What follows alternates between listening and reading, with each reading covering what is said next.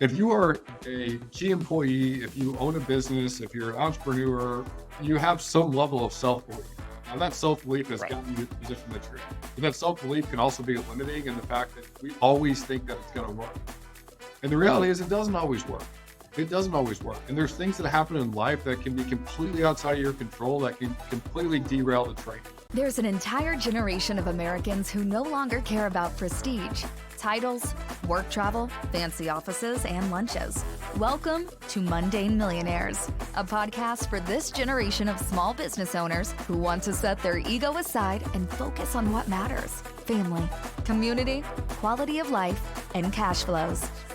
In each episode, Eric Pacifici and Kevin Henderson uncover what it takes to get a little money in the bank, control your time, and invest in building great families and lives.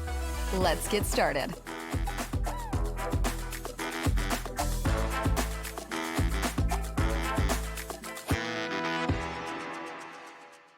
All right, guys, super excited to be back. We have Jacob Turner today. Jacob is pretty well known on SMB Twitter or SMBX, among other places. For those of you who don't know Jacob, he had a prior career, though he's a wealth manager now, he had a prior career in Major League Baseball. And so we're gonna dig into all that and kind of let you tell that story, Jacob. But super excited to have you. Thanks for joining us today, man. Yeah, guys, I'm excited to be here. Been following the podcast since you guys launched it. And obviously, I think it's exciting what you guys are doing just in the content game in general. Yeah, thanks, Jacob. So first question for you. One of the most interesting things to me about professional athletes, obviously we've all heard the anecdotes about the guy who signs the massive blockbuster contract and then within a decade he's broke because he's living a lavish lifestyle.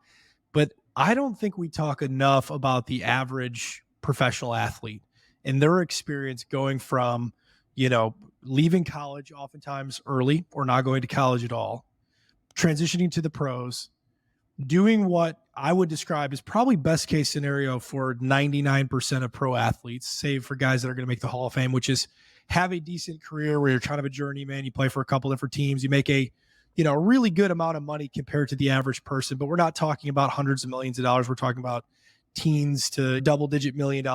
And then your career is over and you're 25, 27, 30 years old, and you got to transition back to Main Street and go find a job. And you oftentimes got to finish up that college degree. And all of a sudden you go from bringing in large amounts of money to going, shoot, I'm going to provide for a family for another 40, 50 years. What do I do? Talk about that transition and what the average person doesn't understand about what it means to really be a Major League Baseball player, a pro athlete, and kind of go through that experience.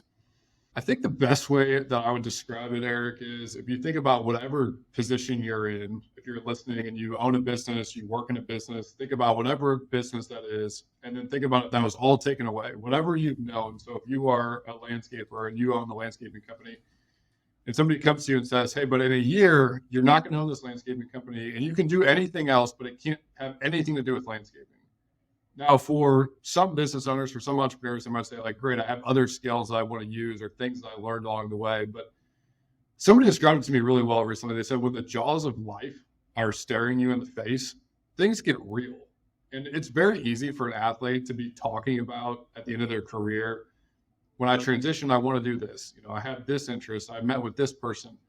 But then when life hits you and you really see that thing is over and the phone is not ringing off the hook, you might have been a professional athlete, but when you're a professional athlete, your network is here. And then as you slowly start to fade out of the game, your network is going like this, because there's people in that network that were only in that network because they could get tickets from you or they could get access. So it's a harsh reality, and it's extremely humbling. And I think that's the biggest thing that people miss is it's very, very humbling. It sounds like a non-compete, Kevin, right? Kind of like the sellers sell business and they've true. got, what I'm saying? What do you describe? I mean, sounds like a non-compete, which is, very common in the business world. But go ahead, Kev. Well, I was just going to ask to take a step back and contextualize that a little bit. And I'm speaking purely from ignorance here. Is there a difference in the professional athlete world from just kind of the world at large at the frequency at which that career shift happens out of the blue versus planned? And what I mean is, like, your average entrepreneur or whatever, right? There's some percentage where something catastrophic is going to happen, a car accident or something like that, that's going to lead to an unexpected, rapid end of a career. With professional athletics, obviously, we know the heartbreaking stories of kind of the career-ending injuries that happen on a whim that were never expected. Does that happen with greater frequency, or is it a pretty good corollary in terms of the amount of professional athletes who kind of see through the runway and at least have some visibility for when they're kind of ramping off professional athletics, and whether they do or don't, at least have the opportunity to kind of start planning for that transition? Does it come more abruptly at a higher rate, or? I don't know if the frequency happens any higher, but the way that I would describe it, Kevin, is the amount of people that are working in a job right now that they don't like is relatively high. They go there because they have to earn an income. The difference between that person and the professional athlete is that the professional athlete is getting thrust into this new thing. They don't get to decide like, oh, well, I have to go do something new, or I want to go do something new. It's like, no, you're being forced. You're literally can go anywhere but continue to do this. Versus if you think about somebody that takes that next leap, into entrepreneurship, or they start a business, or they start a new job, they've thought about it. They're like, I don't really like what I'm doing right now, and I know I kind of have to transition, but I can also just stay here for the next 20 years. An athlete, it's like they can see down the pipe that this is going to end, but at some point, somebody's telling them that this is over.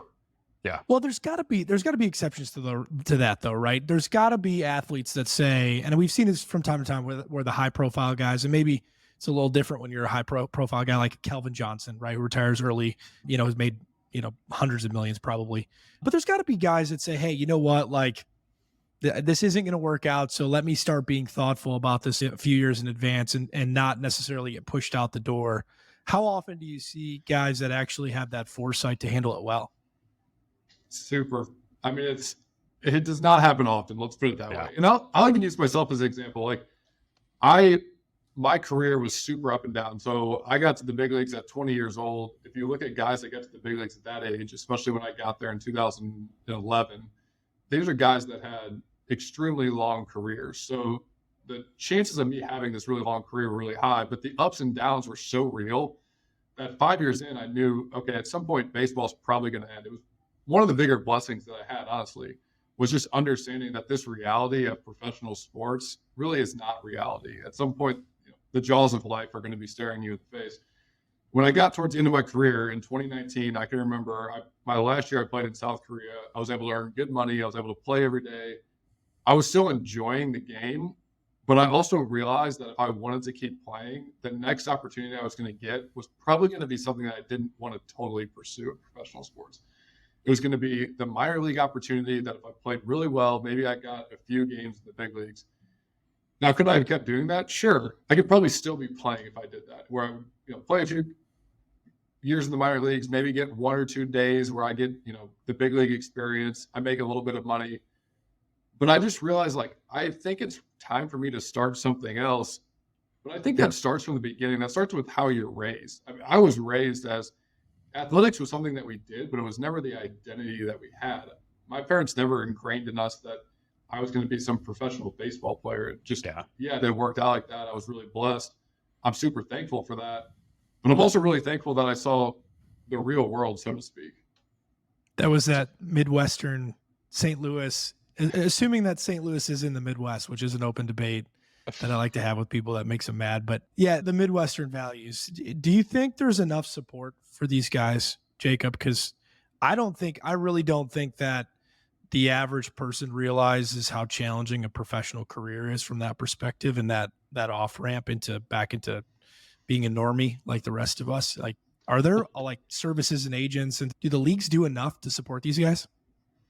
The short answer is no, in my opinion. The challenge is this. So you have a professional athlete and they get done playing, and whether you are somebody like me who was on the fringes of being a professional athlete, I was not the superstar player unless you were either a really big Detroit Tigers fan when I got drafted, or you watch the Marlins, religiously. You don't probably know who I am. Yeah, when you get done playing, there's this level of a quote unquote normal person, to use your line, doesn't want to reach out to a professional athlete because they think, well, that guy probably has so many opportunities. Yeah. He's not going to want to come work for me.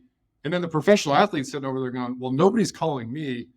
I don't know what skills I have that really translate to what's next. I know I have some skills, but how does that work in the quote unquote real world? Who should I reach out to? And if I reach out to somebody, then is it like, am I putting myself below where I should? Yeah. Giving up too much power. It's just a weird concept, and it's a weird construct. And I think it goes back to the concept that I talked about at the beginning, that you have to humble yourself.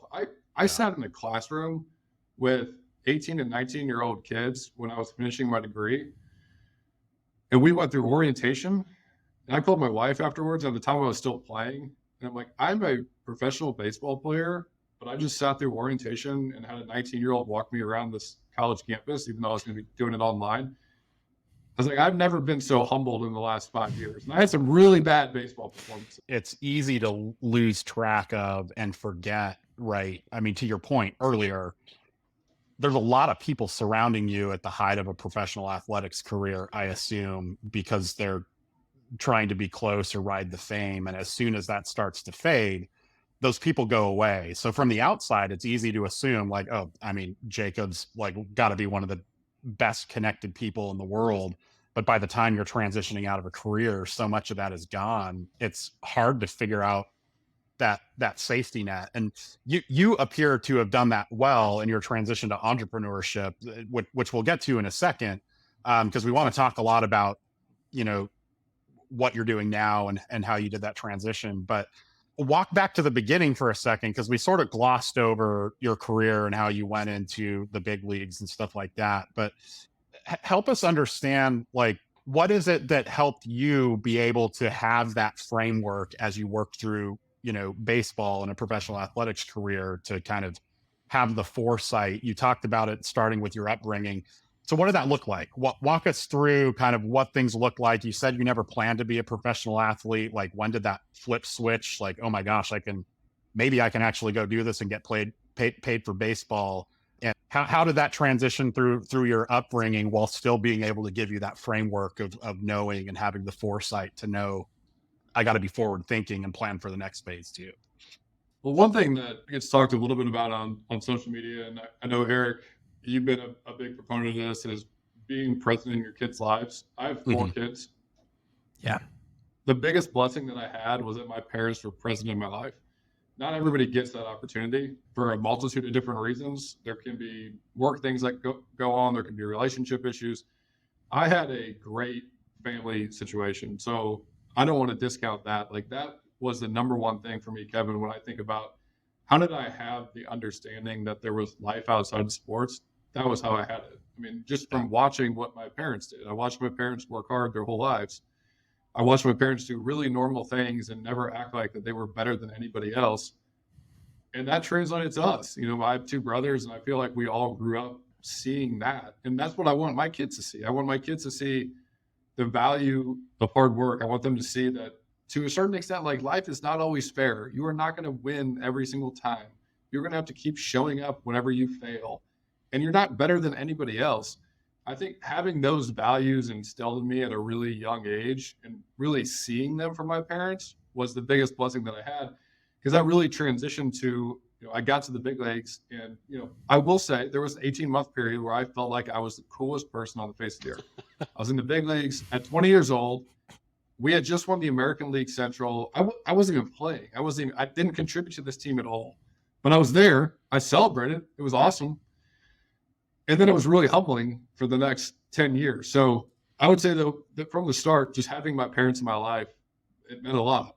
You just summed up the beginning of Eric's legal career when I first met him, when he arrived at this big law firm and thought he was the shit, but really didn't kind of contribute to the team. No, I'm totally, well, you know, it's totally funny. kidding. So, no, I mean, that seems pretty fair. But, you know, Jacob, he landed at if I remember correctly, that was when the Tigers had Verlander and Maglio Ordonez, and they won. And I actually, fun fact, I was in college. I was actually vending beer at Comerica Park when you guys won the ALCS and then played the Cardinals in the World Series. So if that's the team you were on, you and I were actually in the same ballpark, very different positions in said ballpark, but a little bit of a fun anecdote there.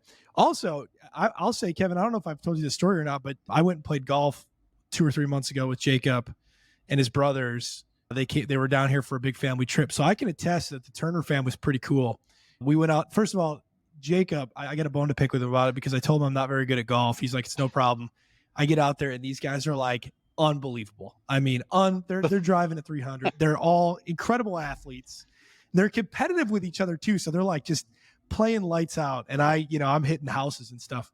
But we got to it was like the 17th hole, if I remember correctly, Jacob. And your family had rented the house on the 17th, and all the kids came out to the pool and the parents were there, and you sunk like a chip from like 30 yards out, and all the kids were watching. They were going wild for dad. It was like a pretty cool moment. So this guy does have an awesome family. He's not just blowing smoke here. It's pretty fun to see that in person. But this whole podcast and the vision that you guys have had with SMB law and who you guys help in entrepreneurship, one of the really cool things, and one of the things that I think everybody's inherently striving for, is freedom of their time. Now, how you use that freedom of your time is totally up to you. But I think there's a lot of people in the SMB community in general that have really taken it upon themselves to build something of a better life for themselves and their family, but also be present. Whereas, I think I have seen a lot of people, and this is a broad generalization, so it's not true for everybody, but there's a lot of people that are in really high-paying jobs in the corporate world that have no freedom of their time, that cannot spend time with their family, that don't have that relationship. And look, at the end of the day, nobody's going to care how much money you made. Your kids are not going to care. I'm sorry, they're not going to care what kind of car you bought them at 16. They're going to care that you were there. And I think that's one of the beautiful things that entrepreneurship can give you, if you focus on that as that is what I want to use my freedom, my time for. Time control, for sure. It's something that we talk about a ton. Go ahead, Kev. Well, yeah, I was just going to say, because that's a perfect segue, because I agree wholeheartedly. And I think it makes sense to maybe start transitioning our conversation. So you've had this career in professional baseball, and you're seeing that light at the end of the tunnel. I got to do something else. So walk us through that transition out of professional athletics into what you're doing now, and sort of the genesis of building what you're building, and path to entrepreneurship there. It wasn't as clean as it feels like it is now. When I was first starting it, it felt like I had a lot of potential opportunities. None of them were super great in my mind.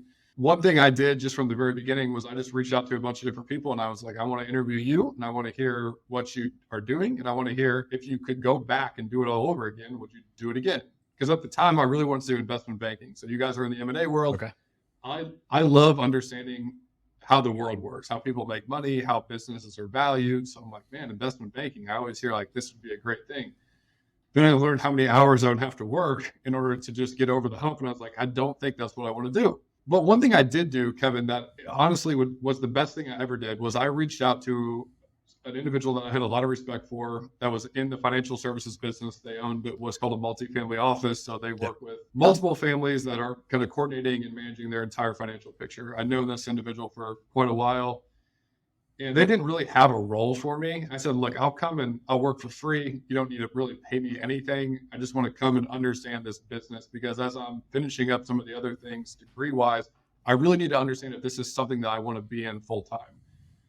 That to me was the best 6 months of experience that I could ever get, even though some of the time I was there, I was absolutely miserable, just because I realized I'm not a good employee, and there's the whole another side of that. But it was so humbling, but also so great for me to learn just the ins and outs of the quote unquote real world. I'd never been in that setting. I'd only been in the locker room. So prioritizing skills and learning over income was huge. I want to hear more about the comment you just made about not, finding out you're not a great employee. But before we go there, I'm just curious for, our listeners who may be hearing that and thinking well, yeah, that sounds great, but I'm not a former major league pitcher to be able to have that kind of cachet, picking up the phone to a large multifamily office and be like, hey, can I come shadow you? How much of that was just kind of personal relationship, or what would you say to someone in that position listening to this and say, no, this wasn't baseball. I wasn't trading on major league here. Here's how anyone can go do this and get that type of mentorship. What are your thoughts to those people?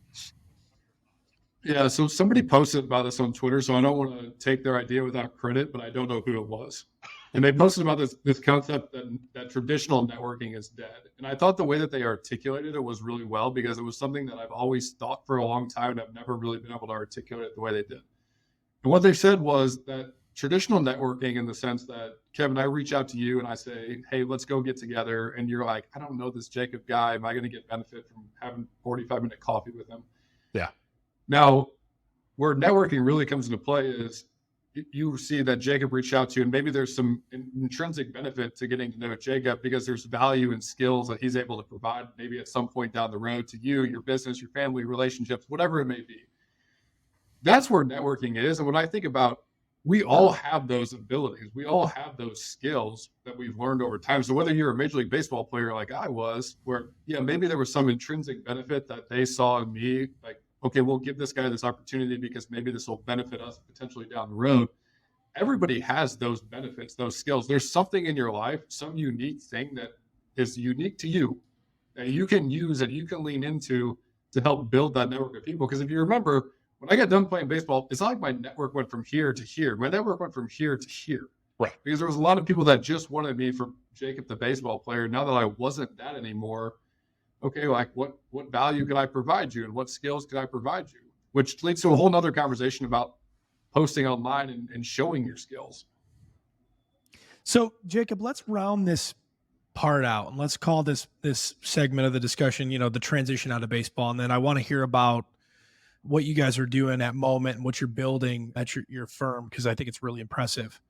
But give us the playbook. If I am leaving Major League Baseball or any sport, and I'm, 5 to 7 years into a career, and I see the writing on the wall, concretely, what am I doing to make sure that my transition is successful? If I could go back and do it all over again, I would use the platform that I had to start building out the network before I ever got done. And it wouldn't be the network that had anything to do with sports. It would be the network that was outside of sports in real world. I think there's two ways to do that. One, you could just reach out to people. People will take the meeting with you because you're a current professional athlete. You're one of the coolest people in the room just because you're a current professional athlete. You're in that city for a couple of days. Somebody reaches out to you. You're like, hey, can we get coffee? I'll leave you tickets for the game. Just want to hear about what you're doing. The other way to do it is, you guys both do this, you can post online, post on social media. Now, the benefit you have as a professional athlete is you can pretty much post anything when you're a current professional athlete, and you can get a lot more reach than the average person. So you are building these systems that are going to have these long tailwinds whenever you get done playing. Because the reality is, most athletes don't know what they want to do. Most people, when they're 30 to 40 years old, don't know what they want to do with their life. They're still figuring it out. Everybody's don't know. Yeah, everybody's still figuring it out. So the reality is, you're probably not going to say, oh man, there's this one thing that I have just so much passion around, and I can't wait to do that when I'm done. So you're networking, and just to drill down on that a little bit, Jacob. So you're saying use your clout at the time to build the network. I am, I'm you at 27. What is the message that I'm sending on social media, or the message that I'm sending to somebody that I want to network with? What is it saying? What am I asking of them? What am I trying to accomplish? I think first and foremost, you're documenting your journey. So you don't have to be sharing any skills or expertise outside of what you're already doing. So you're just simply documenting your journey as a professional athlete. Okay, that brings people into your ecosystem. I think the next step is, I can't tell you how many successful people I've reached out to that are at what I call the helping stage. They've already been so successful, and they're like, I would love to be able to help the next person. But frankly, there's a lot of people that nobody's ever asked them, can I just hear your story? Now, I know us posting things on social media and things online, there's a lot of people that reach out to you now all the time, Eric and Kevin, and say like, oh, can you give me advice on how I should start my boutique golf practice? But the reality is, there's a bunch of people in St. Louis, Missouri that have never posted one thing on social media, that have done amazing things, that would love nothing more than to go get coffee and share all the things that they've built over the last 30 years. Because this guy who's saying, like, I'm trying to humble myself. I know I don't know much of this, but I think I want to be in this world in the future. Can I buy you lunch? Yeah, so it's just learning, using that cloud to get to know people. It's just simply to learn learning and build relationships. Yes. Okay. And then build the network. It's coming to it from a perspective of, like, I don't know what I have to offer, but at some point I might have something to offer that might be able to help you. And right now I just really want to learn from you, because I'm starting this journey over again. When you when you're a professional athlete or you're building a business or whatever you're doing, and you start at the bottom and you climb the proverbial mountain, okay, and then you go back to do it all over again, you have to humble yourself and just say, there's going to be so many things that I don't know.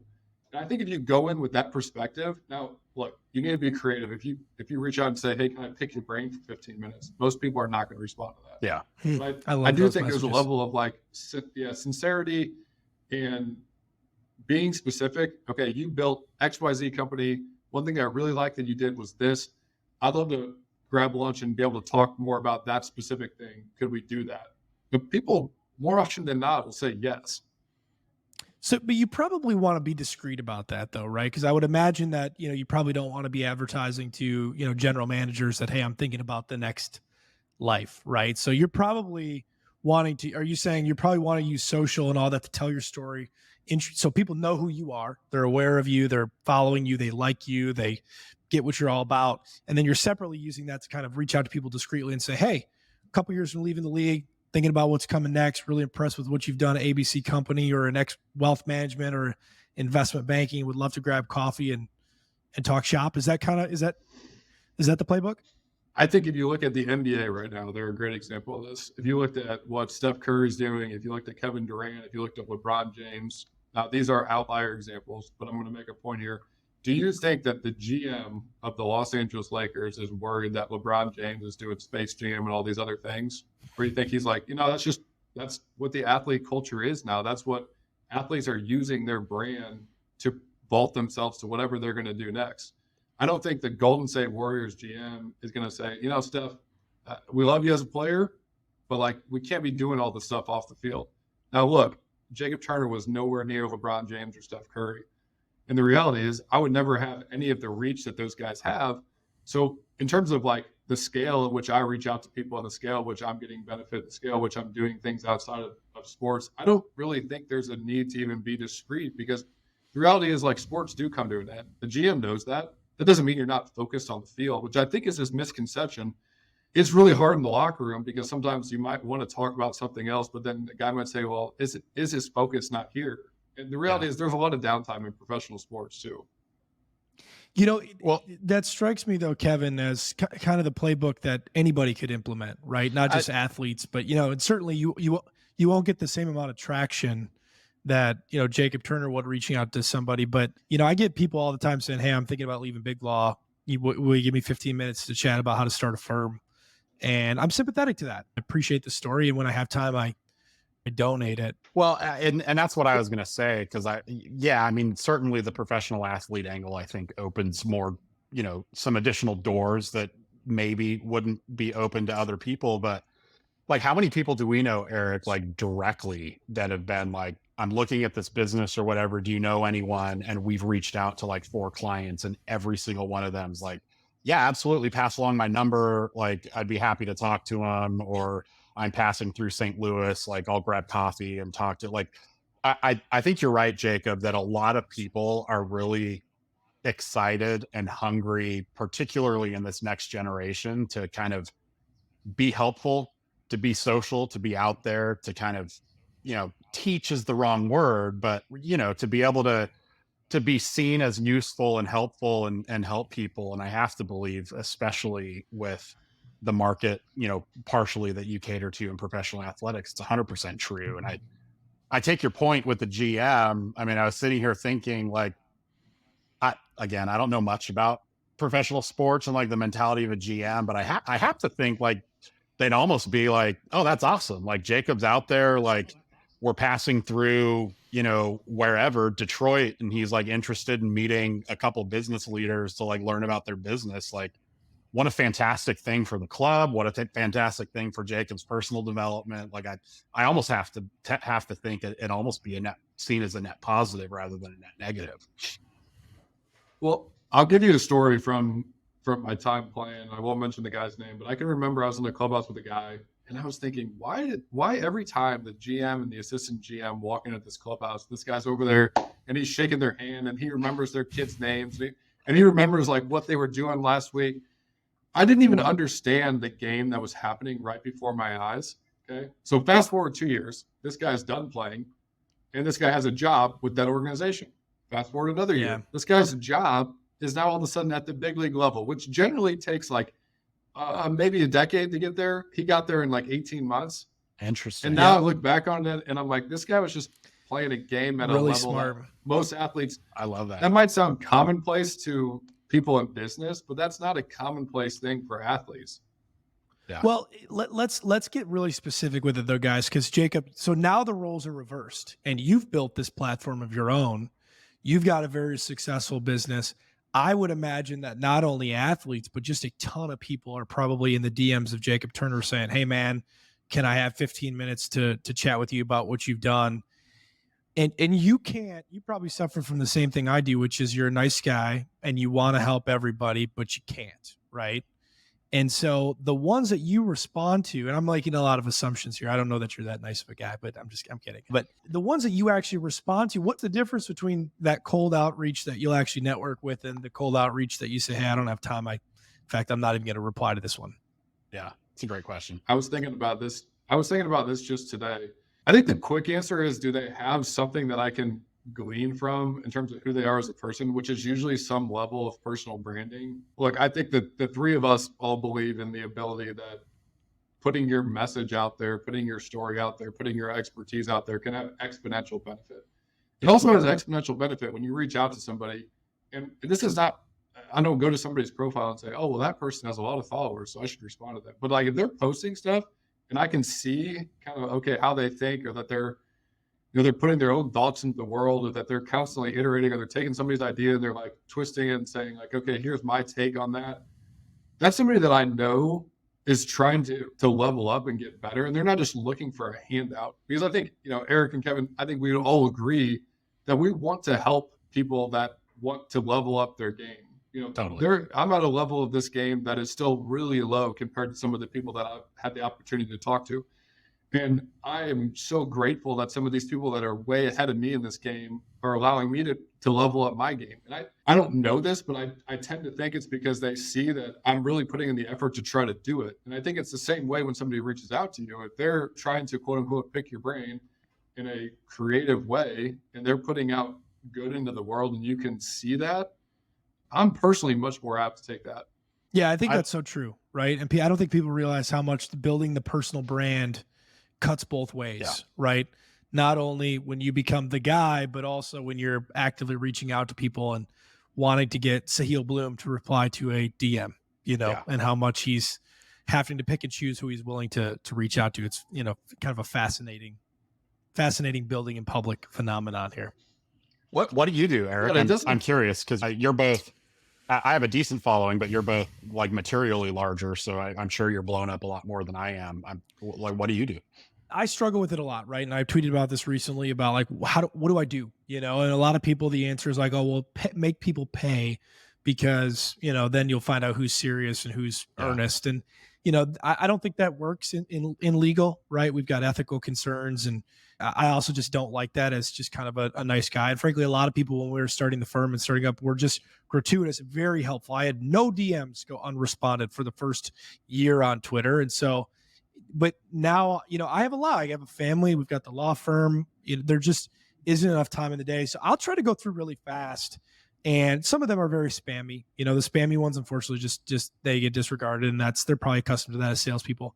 But, I'll get questions about SBA debt really quick. And I'm very good about throwing out like a quick one line, like, hey, that's a better question for Matthias Smith or Heather Henderson or Bruce Marks or whatever, and trying to give them a little something. A lot of people get directed to our office hours if they've got, general law firm, buying a business questions. And then some of them just have to go unresponded to, and that sucks. But what I see is, if I see like, hey, your follow, I click on your profile, because I'll do that real quick.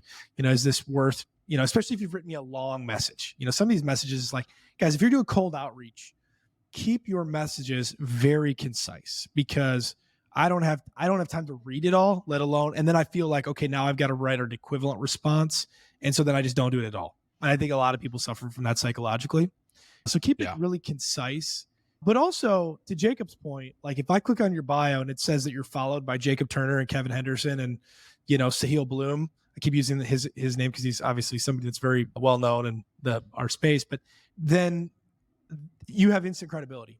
So if Yeah. it's going to take time to build relationships and build a snowball, but that will eventually help you, almost like a video game, kind of unlock new doors. As you unlock a door, you're that much closer to unlocking new ones. And so it's a very interesting social media driven networking world, but it's also, I think it's the most powerful networking force and business building force that exists. And, I'm not the only person that's saying that, obviously. That's well talked about.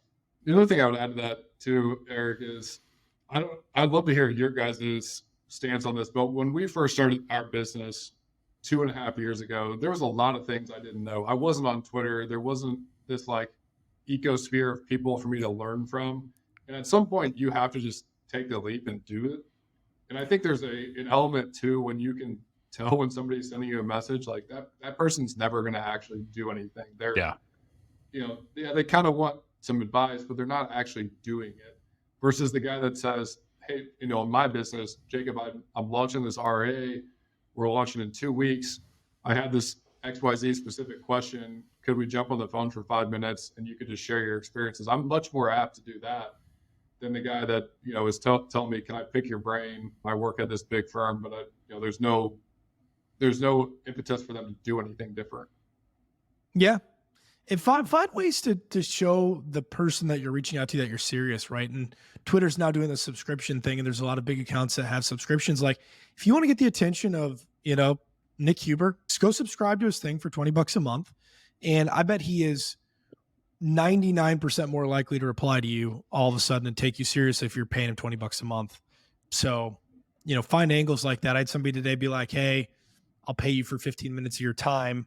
And then I go, well, you don't have to pay me. Let's just chat. So, but just the offer was enough to kind of show that level of seriousness. Yeah. Yeah. No, I like that a lot. Exactly. I mean, I struggle with it obviously to a much lesser extent than you guys do, but it's all the same thing. It's trying to tease out, like, is this person serious, or am I spending 30 minutes with someone? I'm thinking about searching, I'm thinking about starting to maybe search to buy a business, and I'd love to pick your brain is a whole lot different, to your point, Jacob, than like, I've got a business, I met with the broker, I'm thinking about putting in an LOI next week, have a couple of questions, would love to chat about whatever. I mean, those are just night and day different forms of outreach. But anyway, I think that's super helpful. I'm glad we went down that rabbit hole, but let's not run out of time to really talk about your business now, Jacob. So I want to transition there and talk about, because you talked about, you looked at investment banking, weren't sure what to do. How did you end up in private wealth? And for those that don't know, I don't know if we've already said it or not, you're partners with one of your brothers. I don't know if your other sibling is involved or if it's just you and Luke, but walk us through the evolution that coalesced around launching your current private wealth management group and what you're doing now. Well, I've always loved personal finance. I was blessed to sign for a lot of money at a really young age and just frankly didn't want to blow it. So from the time I was probably 18 to 25, I asked a lot of questions of the people that I had on my team to try to understand the space better, understand what I should be doing.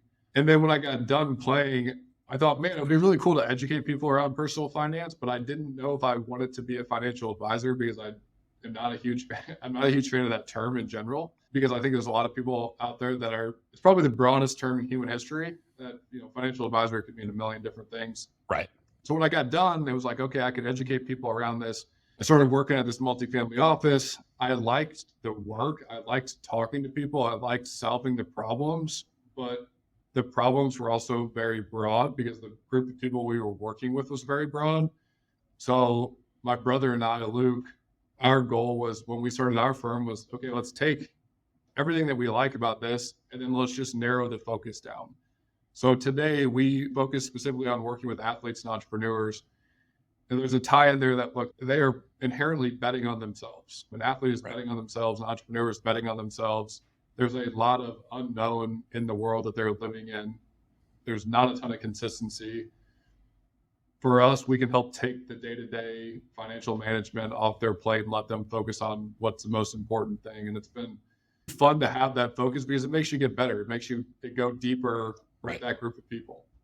Well, and I love the way that you guys characterize it too, because a lot of the way you talk about the clientele that you serve is this kind of idea of sudden wealth, right? Whether it's the athlete who's signing a deal and kind of going from nothing, college student, whatever, to a very large contract, or it's an entrepreneur that has a very big exit, et cetera. Obviously, we talk a lot more to entrepreneurs than we do professional athletes. I don't know that I have a lot to help new professional athletes, but for those entrepreneurs, how do you make this unsudden, right? What do you say to entrepreneurs to be better planners so that you're not all of a sudden scrambling with this idea of sudden wealth, right? I've worked hard for 5 years. I built a business. Now a private equity firm came calling. They want to buy my HVAC company for $8 million. Like, I haven't even started to think about a will, let alone, actual financial management. So what do you tell the entrepreneurs who are maybe at the beginning of their journey? They just bought a business. They're up to their gills in SBA debt. They're kind of scraping by $100,000 of extra profit to support their families. But you want them to be thinking, hey, 5 years down the road, like, you should be thinking about this idea of sudden wealth. Well, business ownership, people talk about the term a lot, that you work in the business and you work on the business. And I think more entrepreneurs should also think about working on themselves in their own personal life, because we are so, and myself included, I fall into this. I think so, I'm laser focused on building this business. Right. But why am I building the business? What is this business going to give me in 5 or 10 years that maybe I don't have now that I really want in my own personal life? And maybe money is a part of that. Maybe freedom of my time is a part of that. Maybe being able to say I had a successful exit is part of that. It can be a million different things. But I think we get so bogged down in what we're doing day to day in the business that oftentimes we forget what we're trying to build towards anyways. So an example that I would use is, I've seen a lot of entrepreneurs that have gone, let's call it 5 to 10 years. They've really hit the J curve in their business. They're making a lot of money. And then something happens in the business where it's not going near as well as it was. I remember talking to a guy when we first started. He owned a asphalt company. And I said, oh, how long did it take you to get traction? And he's like, oh, let me tell you this story. We were 10 years in and we were crushing it. And he's like, and then year 11, I almost went bankrupt. And that's the reality, is there's this huge unknown in business, right? Like, yeah, we're all inherently betting on ourselves. We think it's going to work. It may work. It also may not work all the time. I'd say that story because I think there can be a lot of benefit for an entrepreneur to be planning for his own personal financial life while he's building the business. So then when he gets to year 5, he gets to year 10, he gets to year 15, whatever it is, they have increased optionality. If you want to keep investing back in the business and continue growing it, great. If you want to, move out of the business in a certain capacity, great. If you want to sell the business and completely exit, great. Because you've done all the things over here and you've kind of been building them simultaneously. Right. Yeah. I love that concept. I think goal setting, and personally and professionally, is really smart. I like that extra wrinkle to the in and out or in and on talking point there. Well, Eric, I think you made this point. Go ahead, Jacob. I was saying, Eric, I think you made this point on Twitter. So if you didn't, I'm just going to give you credit for it. But you said something about having a rainy day fund, and I thought it was just a good concept for entrepreneurs and for anybody that's in a high level business to think about.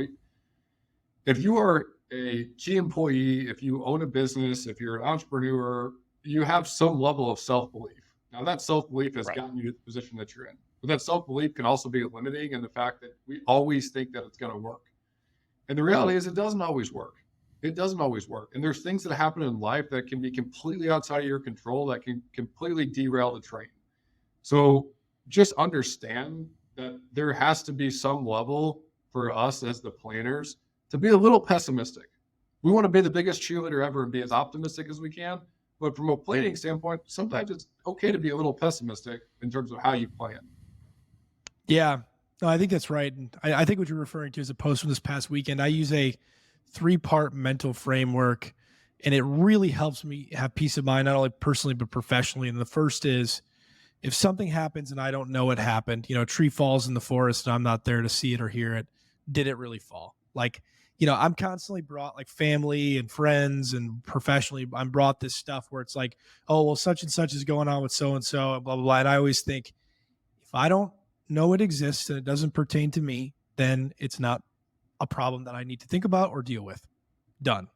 The second thing is you can't control the rain, but you can control the size of your umbrella. So when the negative things in life, that is a personal, classic personal finance concept. But when the negative things in life are brought to you, you cannot control that. You cannot control the weather. And when there's a thunderstorm that rolls through Central Florida, people don't go outside and yell at it and get all upset and get worked up about the thunderstorm. They either put up an umbrella or they go inside. And it's the same thing in life. You either put up your umbrella and you control whether or not you have your umbrella when problems happen, but you don't yell at the thunderstorm. And then the last one is if the thing does affect me negatively and I get caught in the rain with no umbrella, I say I'm going to be dead in 30 or 40 years anyway. So it's not that big a deal. Everything will be fine. Give it a couple of weeks. And I think those three things really kind of help me personally through, but it does tie back into finances, right? All of those things are finance, concepts. Having your rainy day fund is critically important, but also when you do experience that bankruptcy, and we've seen some of that in our industry, and we're going to see more of it in real estate, venture capital, crypto, a lot of asset classes are really struggling, and it will eventually come to Main Street as well. But the good people will experience hard times, but hard times don't last. Good people do, or tough times don't last. Tough people do, whatever the expression is so true. And so I think as we start to see more small business bankruptcies and financial struggles, I think people need to remember those frameworks of like, give me 5 years, or whatever the expression is, of the wealthiest people in the world, take all their money away, and in 5 years, they're all going to have it back. That is very true. And so as we kind of go through this downturn of sorts, people need to remember that. But Jacob, let's transition, if it's okay, to talk about Moment Capital, because I want to hear our Moment Wealth partners. I want to hear about the business and, how you guys decided to build what you've built, and what the horizon looks like for you guys, because I think the trajectory has got to be massive. Yeah, it's been fun building it. I mean, when we first started building in that niche of entrepreneurs and professional athletes, it was interesting because we were going after a demographic that a lot of traditional financial advisors don't always go after. The majority of quote unquote financial advisors out there work with retirees. And I would say the majority of our clients have no desire to ever traditionally retire. It's a lot of different conversations than what you would traditionally have, which has also been really enjoyable. And I think the best thing that we ever did, and I think this is true for any business, is there's always going to be things in your business that you maybe don't want to do on a day-to-day basis, but finding things in your business that you can have conversations around daily that really give you energy. And for us, the group of people that we get to work with, one, it gives me energy. And two, it also just helps me level up my game because I hear what they're doing. And I think, man, like if that guy can think that big, why can't I? Or if he can do it that way, how could I tweak that and make that something that would work in my business? So it's been a ton of fun. And, Eric, to your point, I think it's just the beginning of it. I fortunately, Lord willing, have a long runway of continuing to work and build this business in front of me, and really excited for where things are going to go. Who's the more ambitious and excited and energy providing group of people, the entrepreneurs or the athletes? Oh man, they're just so different in such different ways. Every entrepreneur thinks their business is great. And then when you ask them the second level deep, you're like, it's kind of a mess right now, but we're making it work. And then every athlete's like, they think their career's going great. And then when you ask another question, you're like, well, what am I going to be doing in 5 years? Yeah. So in a sense, they both have energy because they're both coming to you from like this, they're having some level of success, but then there's also this level of doubt around what is this going to look like in the future? And how does my money tie in? And how do I sleep at night knowing that like everything could change tomorrow? Living on the edge of chaos. I've always thought about it as living on the edge of chaos. And there's some of us who know the meaning of that, depending on the way you were raised or the experiences in your life. And then I see other people. I experienced this a lot when I was in law school at a really good law school. And, one that's got a lot of old money and a lot of people have parents that were ultra successful that I don't think they've seen a day of adversity in their entire lives. And you could see that look in their eye. Like they felt 100% certain that everything was going to go perfectly, great forever and ever. And then there was the rest of us that were like, guys, like shit could happen, like you still have to try, like you still have to get good grades, like you still have to. So yeah. Totally. I get that. Well, for you guys, I think of, and I could be wrong on this, but I think of traditional law as being kind of conservative in the types of people that it brings in. They want a steady job. They want to know that if I work this many hours, I'm going to get paid this much money. And then in 10 years, if I do it for a really long time, I'm going to make partner.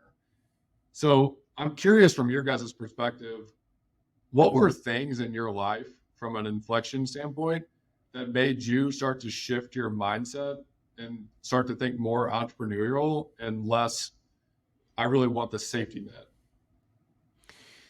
Well, and Kevin, I'll let you, you feel free to, if you got a better answer, but we are risk averse. And Definitely.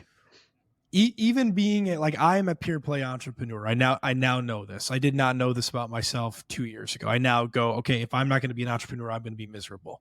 But even still, when we went to start this firm, or we're thinking about starting this firm, it took a lot for me to convince Kevin to come off the sidelines and do this. And the final thing that actually I think convinced him was that there were clients there that were ready to pay us money, right? Like that was finally the dam had broke, Kevin, if I remember correctly. And we were both like, okay, we're going to be okay doing this. Yeah. We think. I mean, now there's always still a possibility when you haven't pre and post. You're right, Jacob. And Kevin, feel free to answer that as well, if that doesn't reflect your experience. No, I mean, I think that's right. You talk about inflection points and, and there's a lot, and a lot of this is like post hoc, right? Like looking back, you're like, okay, I see how I was transitioning my mentality or things like that. But you triggered that memory when you mentioned like you were looking at, or I guess volunteering at the time at this multifamily office and realized like you're not cut out to be an employee or whatever. Like, separately, one of the main reasons I jumped off Big Law track gets back to the heart of where we started our conversation with like why we pursue entrepreneurship and things like that. I'm getting right up to that senior associate level where it was like I had a 2-year runway to go into the partnership nomination process. That takes another year, can take 2, right? Leading up to that, you got to kill yourself 2,500 to 3,000 hours a year, right? That's the equivalent of 1.5 to 2 full-time jobs, full-time for, 2, 3, 4 years. If you get the tap for nomination to partnership, then you go into building your book of business mode, right? You've got another 3 to 5 years to start building your book before you're starting to mature a practice. And I'm sitting there at the firm I was at the time at Winston, like looking at the timeline thinking, my oldest is in 7th grade. By the time I'm just barely starting to mature as a partner, my youngest child's in college, right? And this is a downtown commute, right? This is late nights. This is summer associate events during the summer on the weekends, right? Like things where you start to realize like, man, my priorities need to be a lot different. And if I'm not careful, I'm going to end up working so hard to be able to provide for a family that by the time I finally see the success that I need, like my family's got, right? I mean, my wife will still be there. You hope, right? And so for me, that was it. Like I realized like almost just sitting in my office one day, like I'm in the wrong place. And, wow. I transitioned. I thought I took an interim step. I went in-house, thought that was the answer. Quickly, like you realized I'm not a W-2 corporate employee. I hated that environment, but it's those inflection points that you watch for and look for that starts to transition that mentality. Cause like Eric, prior to 18 months ago, if you told me I was an entrepreneur, I'd be like, dude, no, I'm not an entrepreneur. That's way too risky. I like knowing the exact dollar figure that's depositing in my account each day. And it's tough, but you got to be open to those moments and recognize what they are as these inflection points and be willing to kind of take a bet on yourself. And that's hard to do. I think in large part, I only did it because of a partnership, because I had 3 years of opportunity to go out on my own solo. And it wasn't until Eric and I started talking when it was like, okay, now that we can collaborate, do this together, have some safety net and like have each other's backs. I think that was the kind of ultimate straw for me. Well, I think this is fascinating because we had completely opposite experiences, Jacob, right? Because Kevin and I, we had, no reason to do it, right? We weren't being pushed out of anything. Whereas you're like, I'm at the end of my career. I got to go do something. What's it going to be? Right. So very different, you were headed off a cliff. We were, not. But I think that, the key, if you're listening to this and you're going, okay, I'm in Eric and Kevin's boat and I've got a good job. I've got, a family counting on me. I've got good benefits. I want to do it. I feel like I'm an entrepreneur. Maybe I've never had that experience, but I'm scared. How do I do it? The key for us was that we got started, right? Like, even if it was in an indirect way, like I started talking on social media about business buying and about about M&A, while I was still at my day job, and allowed that to accrue goodwill, personal brand, snowball a little bit. Kevin started working his side practice on the side. So Kevin was actually doing the work. So between the two of us, we had a really nice setup of, I can't do the work on the side because I'm not allowed to, but I've been talking about, I've got some connections and a network in the space. Kevin has the technical skills. He's done it. So we put it together. And there are plenty of you out there that do have the ability to go out and moonlight. You can start working on the side. You can be talking about it in social media. So you don't have to jump off the cliff that Jacob had to jump off of it and to get started in entrepreneurship. So I think that's kind of an interesting dichotomy here. No, I agree. I think there's a misnomer you don't have that to to be go an all entrepreneur, that to be an entrepreneur, you kind of got to quit and jump off the cliff into entrepreneurship and quit everything else you're doing. It's just, it can be hard, but it's just not true. I think the interesting thing too, I know for me, being still new at this game of business and entrepreneurship, 2.5 years in, it's fascinating to me to see how much I feel like I've learned in 2.5 years versus when I first started. And I actually had this thought today. I was like, if I knew everything that I know now, just 2.5 years in, would I have been so, like, I'm ready to do this 2.5 years ago? I don't know if I would have been, honestly, because I've just seen so many things where I'm like, that's definitely going to happen, and then it doesn't happen. Or that's definitely going to go this way, and it goes that way. And I think for most people, the first thing that they should do is just kind of dip their toe in the water. And that could be a million different things. That could be reaching out to somebody. That could be posting online. That could be trying to make money doing anything other than your normal job and seeing if you can figure out a way to do that.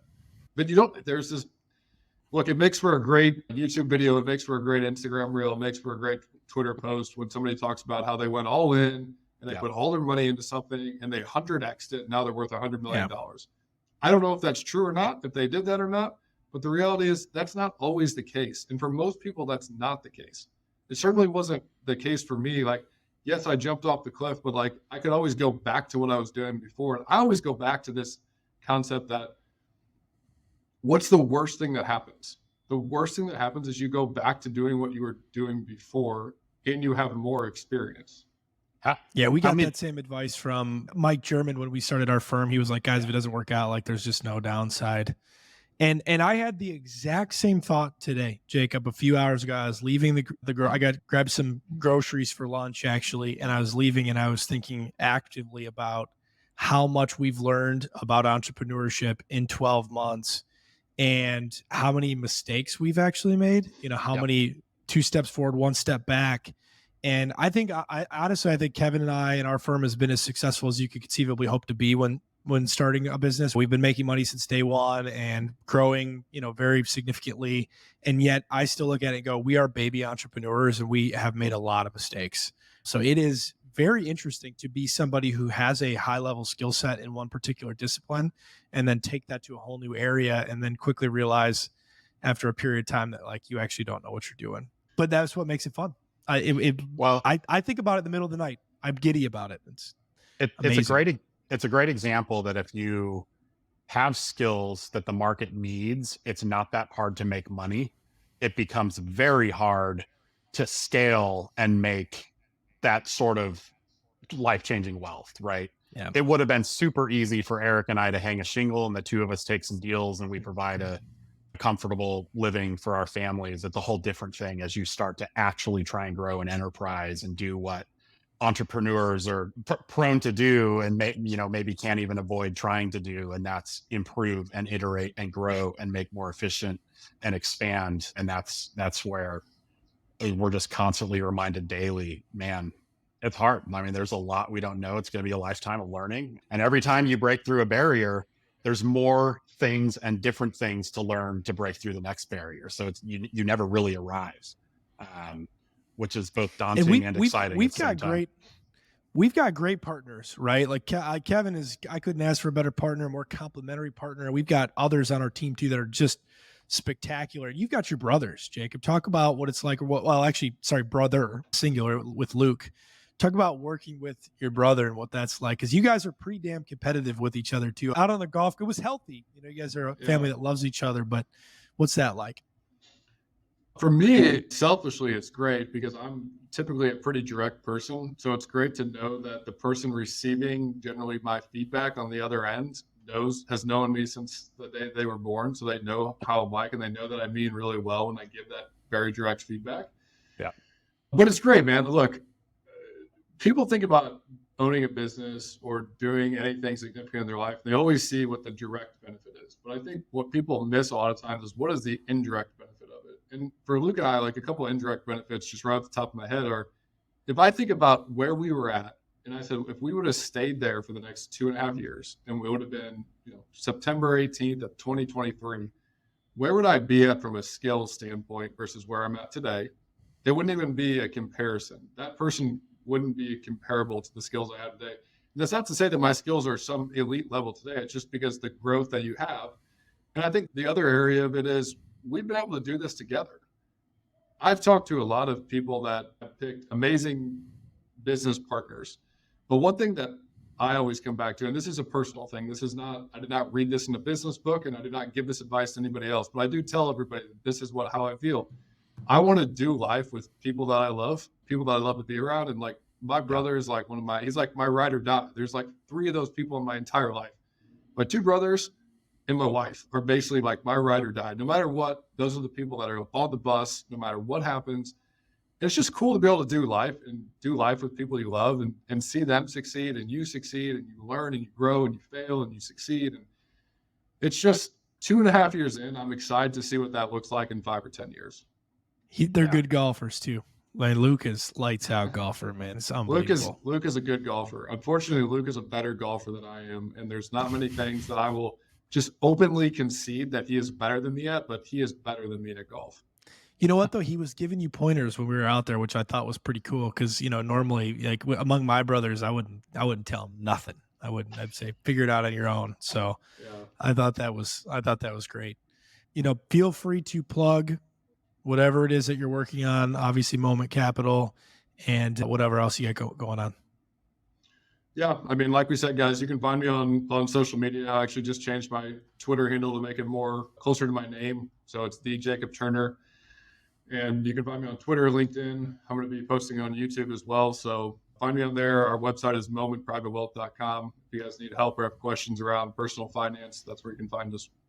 Love it. Thanks a lot for joining us, Jacob. Great to chat. Perfect. Thanks, guys. All right.